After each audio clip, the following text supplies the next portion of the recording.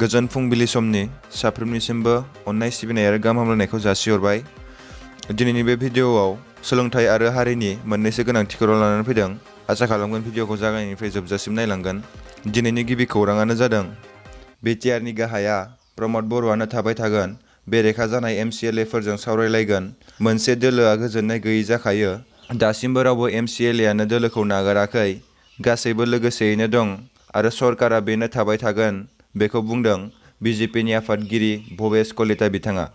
गुबुन फारसे BTR नि गाहाय मावफुं सोद्रोमा बिथाङाबो बुंथिदों दि BJP आरो UPPL नि गेजेराव जेबो रोखोमनि नांलाय खमलाय जायाखै होनना खौराङाव फोसावदों। बेफोर गासैबो मिडियानि बानायनायसो होनना बुंदों।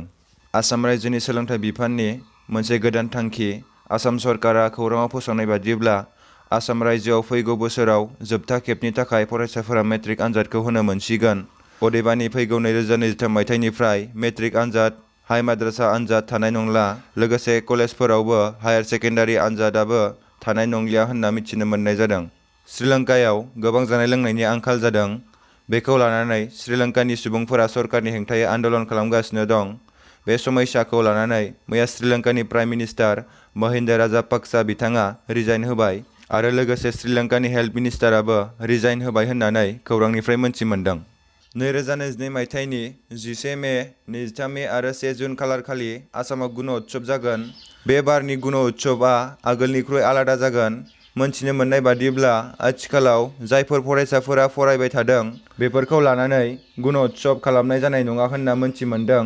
नाथाय जायफोर फरायसाफोरा फरायसालिनिफ्राय गलांबाय बिफोरखौ लानानैसो एबा लिंहरनानैसो टेलेन्टखौ नायनानै फरायसालिनि रेंक एबा पार्सेन्टेजखौ होनाय जागोन होनना मोनथि मोनदों। अमित शाहआ बर' रावजों लिरदों। मिरुनि नखर मन्त्रि अमित शाहआ गावनि टुइटार एकाउन्टनि गेजेरजों मोनसे बर' राव लिरनानै टुइट खालामदों। टुइटाराव बिथाङा बुंदों दि मानगोनां नरेन्द्र मदिनि दैदेननायाव आरो मानगोनां हिमन्त बिश्व शर्मानि दैदेननायाव आसामाव गोजोन फैबाय। गोबां सुबुङा हाथियार गथायना जौगानायनि लामाखौ सायख'दों होननानै टुइटारनि गेजेरजों बुंदों अमित शाह बिथाङा। दिनैनि खौराङा एसेनोसै। लोगो मोनबावगोन गाबोननि गुबुन मोनसे गोनांथि खौरांजों।